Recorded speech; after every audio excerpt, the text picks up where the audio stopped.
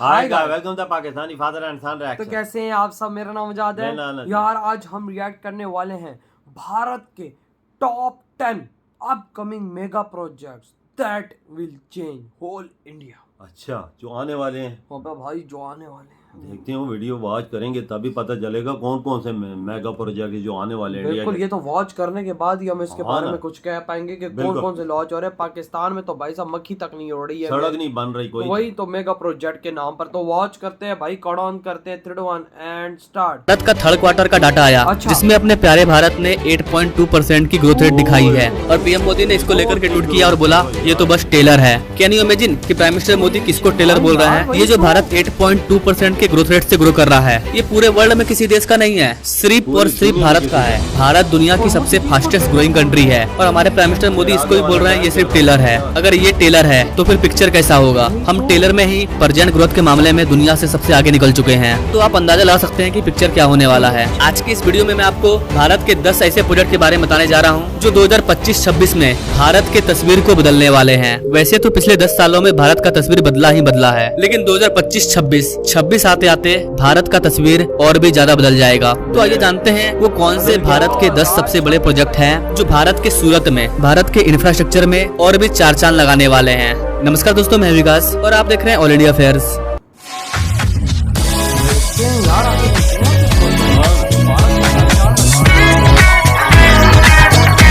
दोस्तों, नंबर 10 पर है डेडिकेटेड फ्रेट कॉरिडोर। वैसे तो भारत का जो डेडिकेटेड फ्रेट कॉरिडोर है वो बन चुका है, लेकिन भारत सरकार ने और 2 लाख करोड़ रुपए की लागत से 3 डेडिकेटेड फ्रेट कॉरिडोर को बनाने का ऐलान किया है। अगर हमें भारत के अलग अलग राज्यों में, अलग अलग क्षेत्रों में कंपनी को स्टेब्लिश करके गुड्स का प्रोडक्शन करना है और प्रोडक्शन करने के बाद उन्हें विदेशों में भेजना है, तो उसके लिए हमें चाहिए डेडिकेटेड फ्रेट कॉरिडोर, जिस पर सिर्फ गुड्स वगैरह का ट्रांसफर हो, ना कि पैसेंजर का। और इसी चीज को देखते हुए भारत सरकार कई सारे डेडिकेटेड फ्रेट कॉरिडोर पर काम कर रही है। हमारे पास जो भी डेडिकेटेड फ्रेट कॉरिडोर थे उसको हम लोग एक नए सिरे से रिडेवलप कर रहे हैं। इसके अलावा हम लोग कई सारे नए डेडिकेटेड फ्रेट कॉरिडोर को बना रहे हैं ऑल ओवर इंडिया। चाहे आप बंगाल को मुंबई से जोड़ने की बात करो, या फिर गुजरात को असम से जोड़ने की बात करो, उत्तर प्रदेश को मुंबई से जोड़ने की बात करो, या फिर विशाखापट्टनम को दिल्ली से जोड़ने की बात करो, हर एक एरिया में हम लोग डेडिकेटेड फ्रेट कॉरिडोर का जाल बिछा रहे हैं, ताकि हमारे भारत के किसी भी कंपनी में कोई भी प्रोडक्ट बने उसे आसानी से विदेशों में एक्सपोर्ट किया जा सके। ईस्टर्न डेडिकेटेड फ्रेट कॉरिडोर और वेस्टर्न डेडिकेटेड फ्रेट कॉरिडोर, इन दोनों पर तो काम चल ही रहा है। इसमें से आपका ईस्टर्न डेडिकेटेड फ्रेट कॉरिडोर तैयार भी हो गया है,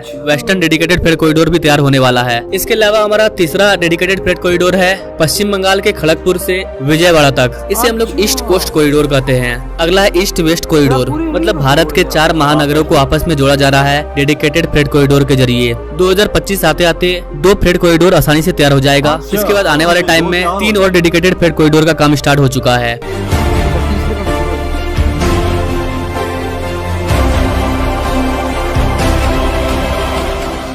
नंबर 9 पर है वंदे मेट्रो। इस वंदे भारत के बाद अपने प्यारे भारत में वंदे मेट्रो को चलाने के लिए काफी ज्यादा जोर दिया जा रहा है। डेडिकेटेड फ्रेट कॉरिडोर हो गया गुड्स वगैरह के लिए, लेकिन पैसेंजर को, आम आदमी को एक सेमी हाई स्पीड ट्रेन से जोड़ने के लिए वंदे भारत के साथ साथ वंदे मेट्रो पर भी काम किया जा रहा है। वंदे मेट्रो 2024 में ही ऑपरेशनल हो जाएगा। 2026 आते आते भारत के कई राज्यों को वंदे मेट्रो मिल चुका होगा। वंदे मेट्रो को इंटरसिटी ट्रेन के रूप में चलाया जाएगा। वंदे मेट्रो का ट्रायल इसी महीने स्टार्ट होने वाला है। ट्रायल कंप्लीट होने के बाद लगातार वंदे मेट्रो का प्रोडक्शन स्टार्ट हो जाएगा और पहले फेज में लखनऊ कानपुर, आगरा से मथुरा के बीच में और तिरुपति से चेन्नई के बीच में चलाया जाएगा।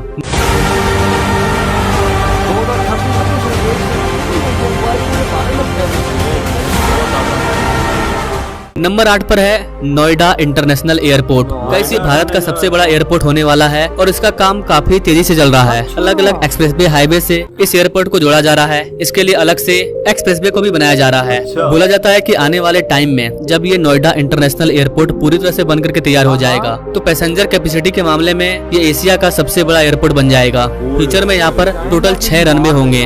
अभी शुरुआती फेज में 2 रनवे को बनाया जाएगा। ये एयरपोर्ट मॉडर्न टेक्नोलॉजी से लैस होगा। इसे फ्यूचर में मेट्रो से, बुलेट ट्रेन से, हर चीज से जोड़ा जाएगा। वैसे तो इससे फर्स्ट फ्लाइट आपको 2024 खत्म होते होते दिसंबर के महीने में ही देखने को मिल जाएगी। इस एयरपोर्ट को बनाने का मेन मकसद ये है कि जो IGI एयरपोर्ट है उस पर काफी ज्यादा भीड़ हो चुकी है, उसके भीड़ को यहाँ पर कन्वर्ट करने के लिए इस वाले एयरपोर्ट को बनाया जा रहा है। क्योंकि इस एयरपोर्ट को उत्तर प्रदेश राज्य में बनाया जा रहा है, इसलिए उत्तर प्रदेश के लोगों को भी काफी ज्यादा फायदा होगा। वो उत्तर प्रदेश के इस एयरपोर्ट से दुनिया के किसी भी कोने में जा पाएंगे। इस एयरपोर्ट को दिल्ली मुंबई एक्सप्रेसवे से भी जोड़ा जाएगा। इसके अलावा नोएडा इंटरनेशनल एयरपोर्ट को जेवर एयरपोर्ट कहते हैं और यहाँ पर IGI एयरपोर्ट को जेवर एयरपोर्ट से जोड़ने के लिए जेवर एक्सप्रेसवे को भी बनाया जा रहा है। 2021 में प्राइम मिनिस्टर मोदी ने इस एयरपोर्ट की आधारशिला रखी थी। जैसा कि मैंने आपको बताया, यहाँ पर टोटल 6 रनवे को बनाया जाएगा। यहाँ पर आपको बताना चाहेंगे गाइस कि रनवे के हिसाब से ये दुनिया का तीसरा सबसे बड़ा एयरपोर्ट होने वाला है। हमारे इस एयरपोर्ट के बनने के बाद 2 ही एयरपोर्ट ऐसे होंगे जो हमसे आगे होंगे। तो ये कहना गलत नहीं होगा कि एक तरफ भारत दुनिया की तीसरी सबसे बड़ी इकोनॉमी बनेगा और दूसरी तरफ भारत दुनिया की तीसरी सबसे बड़ी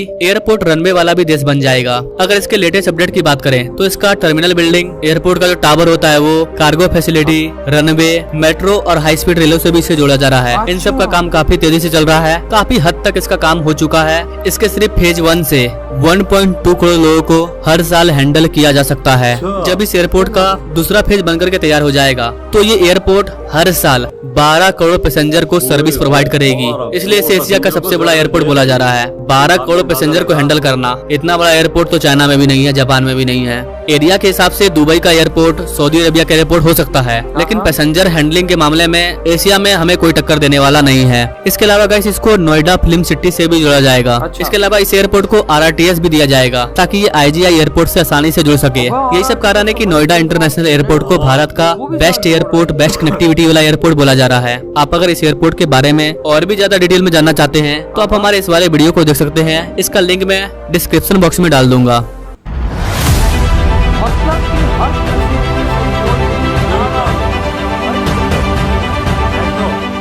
नंबर 7 पर है ग्लोबल सिटी गुरुग्राम।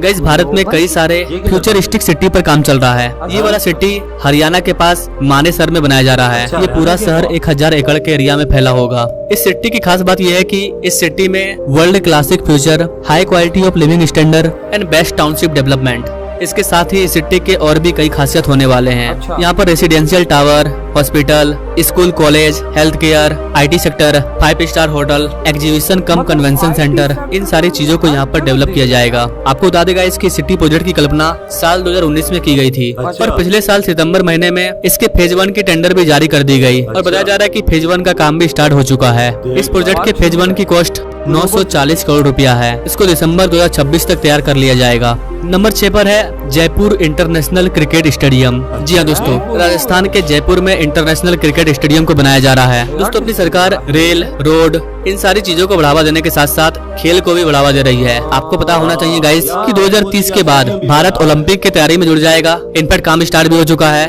भारत प्रयास कर रहा है कि भारत में भी ओलंपिक आयोजित हो। आज के टाइम में भारत का जो सबसे पॉपुलर जो खेल है वो है क्रिकेट। चाहे IPL हो, T20 हो, वर्ल्ड कप हो, क्रिकेट के बहुत सारे दीवाने हैं। यही कारण है कि जयपुर में एक और क्रिकेट स्टेडियम को बनाया जा रहा है जो कि इंटरनेशनल क्रिकेट स्टेडियम होगा। आपको ये भी पता होना चाहिए गाइस कि भारत का जो अहमदाबाद का नरेंद्र मोदी स्टेडियम है वो पूरे वर्ल्ड का सबसे बड़ा स्टेडियम है। वैसे तो अपने भारत में कई सारे स्टेडियम मौजूद है, लेकिन अब इस लिस्ट में एक और नाम जुड़ जाएगा, जयपुर इंटरनेशनल स्टेडियम। इसके अलावा भी बिहार में, यूपी में, अपने काशी में कई स्टेडियम पर काम चल रहा है। अगर आप चाहोगे तो मैं भारत के ऑल अपकमिंग स्टेडियम पर अलग से सेपरेट वीडियो ही ला दूंगा, लेकिन जयपुर में जो इंटरनेशनल स्टेडियम बन रहा है ये काफी खास होने वाला है क्योंकि ये भारत का दूसरा सबसे बड़ा स्टेडियम होने जा रहा है। इस वाले स्टेडियम का निर्माण अलग अलग फेजों में किया जा रहा है। पहले फेज का कॉस्ट 400 करोड़ रुपया है। पहले फेज के कंप्लीट होने के बाद स्टेडियम की जो दर्शक क्षमता है वो 40,000 को पार कर जाएगी। जब ये स्टेडियम पूरी तरह से तैयार हो जाएगा तो इस वाले स्टेडियम की जो कैपेसिटी है वो 75,000 दर्शकों की होगी। यहाँ पर आपको हॉस्टल, पार्किंग, स्पोर्ट्स क्लब, कई तरह के फैसिलिटी आपको यहाँ पर देखने को मिल जाएंगे। 75,000 आदमी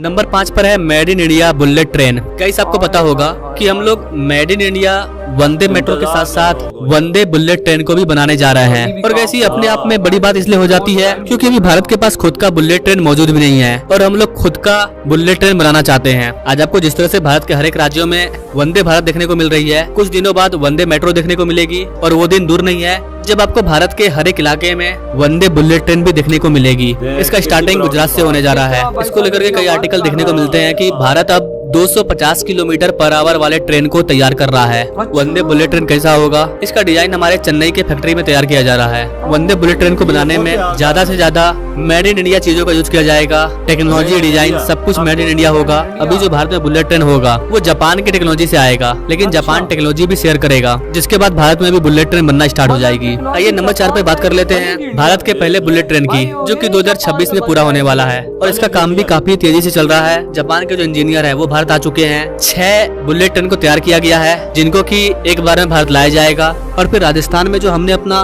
पहला high speed train testing system को स्टेब्लिश किया है, वहाँ पर इन सारे बुलेट ट्रेन को टेस्ट किया जाएगा। उसके बाद ही इसे अपने मेन ट्रैक पर उतारा जाएगा। इसका काम कहाँ तक हुआ है, इस पर अभी मैंने ये वाला वीडियो बनाया था, अभी 2 दिन पहले का ही वीडियो है। इसका लिंक मैं डिस्क्रिप्शन बॉक्स में डाल दे रहा हूँ। इस वीडियो को देखने के बाद आप हमारे इस वाले वीडियो को देख सकते हैं। काफी ज्यादा काम पूरा हो चुका है। आप देखिएगा तो आपको खुद समझ में आ जाएगा कि बुलेट ट्रेन का काम कितना स्पीड से चल रहा है।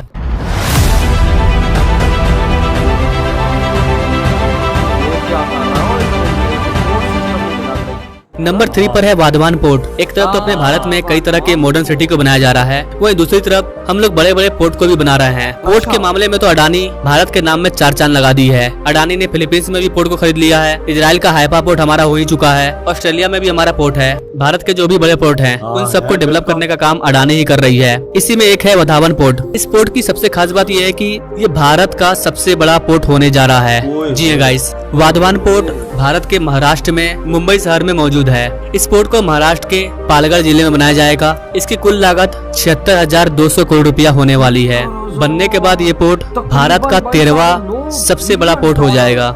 इस पोर्ट में 4 मल्टीपर्पज बर्थ होने वाले हैं, जिसमें से हर एक बर्थ की लंबाई 250 मीटर होगी। इसके अलावा यहाँ पर 4 लिक्विड बल्क बर्थ, एक आरओ बर्थ, इसके अलावा small craft and coast guard berth और रेल टर्मिनल भी शामिल है। इस पोर्ट के बनने के बाद कोयला, सीमेंट, केमिकल्स और ऑयल जैसे गुड्स का हर साल 132 मिलियन टन ट्रांसपोर्टेशन किया जा सकेगा। और इसी के साथ अपना प्यारा भारत दुनिया के टॉप 10 कंटेनर वाले देशों में शामिल हो जाएगा।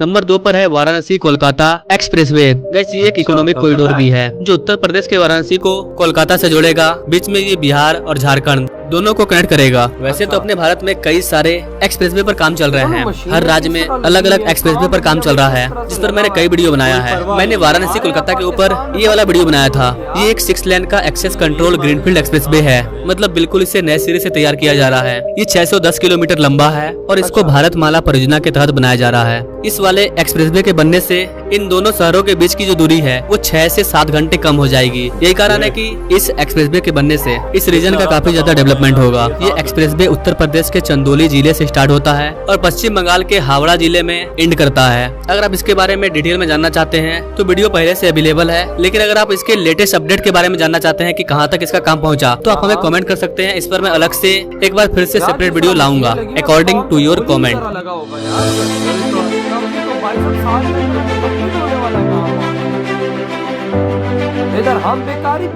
नंबर 1 पर है Delhi Meerut RRTS project. Guys ये प्रोजेक्ट लगभग पूरा हो चुका है। इस वाले वीडियो के माध्यम से मैंने इसके अपडेट के बारे में बताया था कि कौन कौन से स्टेशन तक RRTS चल रहा है। दोस्तों दिल्ली मेरठ RRTS ये 82.15 किलोमीटर लंबा semi high speed rail corridor है जो दिल्ली NCR में दिल्ली, गाजियाबाद और मेरठ को आपस में जोड़ता है। इसको NCRTC के द्वारा बनाया जा रहा है, जो दिल्ली में प्लानिंग किए गए 4 रैपिड रेल कॉरिडोर में से एक है। इस कॉरिडोर के बनने के बाद 3 और कॉरिडोर बनाया जाएगा जो दिल्ली को दिल्ली NCR के साथ आपस में जोड़ देगा। इस हाई स्पीड रेल की average speed 130 kilometre per hour और maximum speed 160 kilometre per hour है। इस वाले प्रोजेक्ट को 30,274 करोड़ रुपए की लागत से बनाया जा रहा है। It is the very huge amount. यहाँ पर इतना खर्चा इसलिए हो रहा है क्योंकि ये हर जगह फ्लाईओवर से गुजर रही है। नीचे रोड, ऊपर रोड, रोड के ऊपर रोड, उसके ऊपर बनाया जा रहा है इसको। ट्रैफिक इतना ज्यादा है। इस प्रोजेक्ट का कई सेक्शन चालू हो चुका है। और आप इसकी वर्तमान कंडीशन के बारे में जानना चाहते हैं कि और कौन सा स्टेशन चालू होने वाला है, मेरठ तक कब पहुंचेगी ये RRTS, तो आप हमें कमेंट कर सकते हैं, मैं अलग से सेपरेट वीडियो ला दूंगा। जाते जाते गाइस आपको एक और प्रोजेक्ट के बारे में बताना चाहूंगा जो कि 2025 में बनकर के तैयार होने वाला है, जिसको कि USBRL प्रोजेक्ट बोलते हैं। ये हमारे इंडियन रेलवे का अब तक का सबसे इम्पोर्टेंट, सबसे चैलेंजिंग प्रोजेक्ट है। इस प्रोजेक्ट को लेकर के दुनिया का सबसे बड़ा रेलवे ब्रिज चिनाब ब्रिज को बनाया गया, अंजी खाद ब्रिज को बनाया गया, बड़े बड़े टनल को बनाया जा रहा है। जब ये बनकर के तैयार होगा तो आप दिल्ली में बैठिए और सीधा कश्मीर वैली श्रीनगर में जाकर के उतरिए, मतलब स्विट्जरलैंड वाला फीलिंग आपको अपने जम्मू कश्मीर में देखने को मिल जाएगा। अगर आप इसके बारे में डिटेल में जानना चाहते हैं कि इसका काम कितना बचा हुआ है, कहाँ पर कौन सा काम रुका हुआ है और कब तक ये तैयार होगा, तो अभी कल ही मैंने इस पर ये वाला वीडियो अपलोड किया है, का लिंक भी मैं डिस्क्रिप्शन बॉक्स में डाल देता हूँ, आप जाकर के देख लेना। तो गाइस ये थे टॉप 10 प्रोजेक्ट जो कि वीडियो खत्म। भाई इंडिया करना क्या जा रहा है, ये वो प्रोजेक्ट है जो इंडिया की तकदीर चेंज कर देने वाले हैं। भाई बड़े बड़े पोर्ट्स बना रहा है, बड़े बड़े ग्राउंड्स बना रहा है, बड़े बड़े एक्सप्रेसवेज बना रहा है, बड़े बड़े एयरपोर्ट, नोएडा इंटरनेशनल एयरपोर्ट जहां पर 6 से 7 रनवे होंगे, वहां पे भाई दुनिया एशिया का सबसे बड़ा एयरपोर्ट 12 करोड़ इंडिया के अंदर बन रहा है। बिल्कुल 12 करोड़ मुसाफिरों को हैंडल करेगा वो, आप पैसेंजरों को हैंडल करेगा। आप अंदाजा लगा ले कितना बड़ा होगा, और 6 रनवे उस पे होंगे, वही ना, और सारी चीजें आप इसमें जोड़ रहे हैं, मेट्रोज के साथ जोड़ रहे हैं, जितनी भाई रेल का सिस्टम है सारा साथ जोड़ रहे हैं, RRTS जोड़े हैं भाई, साथ बुलेट ट्रेन उसके साथ जोड़ी जाएगी। और भाई दूसरी तरफ कश्मीर की बात कीजिए तो कश्मीर में भाई ऐसा टनल बना रहे जो सीधा डायरेक्ट दिल्ली के ट्रैक से कनेक्ट करेगा, और भाई कश्मीरी आराम से दिल्ली के अंदर जा सकेंगे उस ट्रेन के थ्रू। आप अंदाजा लगा ले और कितना बड़ा प्रोजेक्ट है। हम बकचोद भिखारी के बच्चों को कश्मीर चाहिए, उधर क्या बना हुआ है, और ये अभी भी सपनों में जी रहे कि हमें तो कश्मीर चाहिए। तो वो कहाँ निकल गए हैं। और उसके बाद भाई साहब अगर रोडों की बात की जाए, एक्सप्रेसवे जो कलकत्ता में मर रहा है, अबे भाई साहब 6 से 7 घंटों का रास्ता कम हो जाएगा, आप अंदाजा लगा। और भाई उसमें जो लोग वर्क कर रहे हैं वो दिन रात वर्क कर रहे हैं, वो दिन रात वहां पर काम चल रहा है। और RRTS जो बन गई, कुछ एरियाज में चल रही है, आगे और बन रही है। अंदाजा लगा। ग्लोबल सिटी देख ले यार, वजाद ग्लोबल सिटी कितना बड़ा सिटी है, ये तो हमने पहली दफा सुना है कि वो उसमें कैसा काम तेजी से जारी है, कोई फेज तो उसके मुकम्मल भी हो चुका है। वही ना भाई साहब, उसमें भी IT सेक्टर को डाला हुआ है। मतलब कि भाई ये इंडिया में अब जो भी शहर आबाद हो रहा है, जो भी सिटी बन रही है, उसके अंदर IT सेक्टर मस्ट वो लोग डाल रहे हैं। भी तो एजुकेशन है ना इंडिया में, वजह दिया जो चीज आबाद करते हो तो IT तो पहले से उनका काम है, वही ना भाई। तो इंडिया और भाई वो देखो ना भाई, माल गाड़ियों के लिए एक कॉरिडोर कंप्लीट है, 2 और लॉन्च कर दिए। बिल्कुल। और भाई कह रहे हैं कि उसमें भी काम अगले 2 सालों के अंदर अंदर कंप्लीट है। मतलब कि भाई पैसेंजर ट्रेनों के ट्रैक से माल गाड़ियों का ट्रैक बिल्कुल साइड पे, वो अपना भागेंगी, पैसेंजर ट्रेनें अपना भागेंगी, कोई टेंशन की चीज नहीं। ये इसलिए कह रहे हैं ना वजह कि किसी चीज के हर चीज माल पहुंचाना होता है दस्ती पहुंच, वही ना, दस्ती पहुंच जाए, यानी किसी चीज की रुकावट ना हो, टाइम पर पहुंच जाए वो। तो यार आपके क्या थॉट है भाई साहब इस वीडियो के बारे में, इन प्रोजेक्ट्स के बारे में? इधर ही वीडियो तुम करते